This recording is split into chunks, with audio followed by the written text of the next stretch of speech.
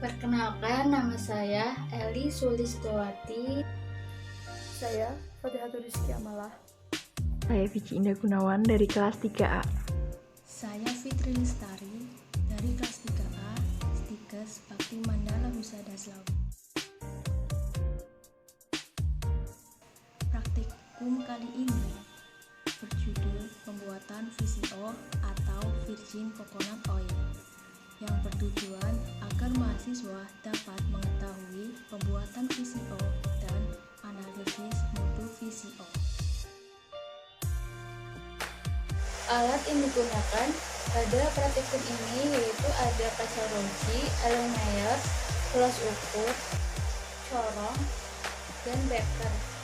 Sedangkan bahan yang digunakan ada daun pepaya, kelapa, N-abisulfit, aquades. Cara kerja pada praktikum kali ini yaitu yang pertama, pembuatan ekstrak daun pepaya. Dirajang dan ditimbang sebanyak 100 gram daun pepaya. Ditambahkan 100 ml air. Kemudian dimasukkan ke dalam blender hingga halus. Kemudian disaring, sisa ampasnya dibuang sehingga menghasilkan sari buah pepaya.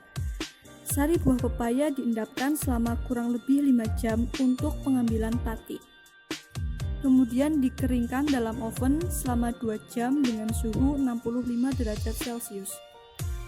Pati enzim yang sudah dikeringkan kemudian ditambahkan larutan Na-bisulfit sehingga menghasilkan enzim papain. Selanjutnya yaitu pengolahan minyak kelapa. Daging buah kelapa tua 1000 gram diparut, diperas dengan 700 ml air hangat 60 derajat Celcius sehingga menghasilkan santan. Kemudian pada larutan enzim papain ditambahkan ke dalam santan, lalu aduk perlahan selama 20 menit sehingga tercampur rata atau homogen. Kemudian didiamkan selama 24 jam. Bagian paling atas atau VCO diambil secara perlahan menggunakan pipet agar tidak tercampur lagi dengan blondo dan air. Selanjutnya dilakukan evaluasi pada VCO. Yang pertama ada uji organoleptis. Pada uji organoleptis ini diamati bau, rasa, dan warnanya. Kemudian dilakukan uji kadar air. Pada uji ini VCO sebanyak 0,5 gram dimasukkan ke dalam alat Moisturized Analysis Balance, kemudian ditutup dan ditunggu hingga selesai. Kemudian amati hasil kadar air. Selanjutnya uji yang terakhir yaitu uji asam lemak bebas.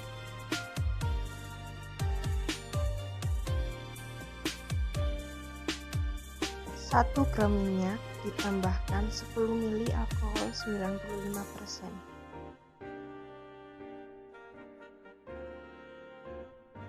Kemudian ditambahkan indikator PP sebanyak 5 tetes. Lalu dicampurkan dititrasi dengan NaOH 0,1 N sampai TAT menjadi merah muda.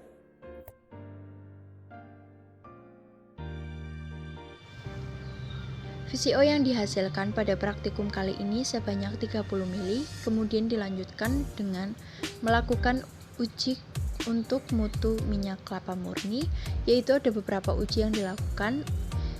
Di antaranya adalah uji organoleptis, uji homogenitas, uji kadar air, dan uji kadar asam lemak bebas. Pada uji organoleptis, VCO diperoleh memiliki bau khas minyak kelapa, rasa tidak berasa, dan tidak berwarna. Kemudian pada uji homogenitas, VCO yang dihasilkan tercampur merata atau homogen. Kemudian dilanjutkan dengan uji kadar air. Diperoleh VCO memiliki kadar air sebesar 0,35%. Kadar air yang dihasilkan ini relatif besar di atas nilai SNI yaitu maksimal 0,2%. Hal ini disebabkan karena proses pengolahan perendaman yang cukup lama.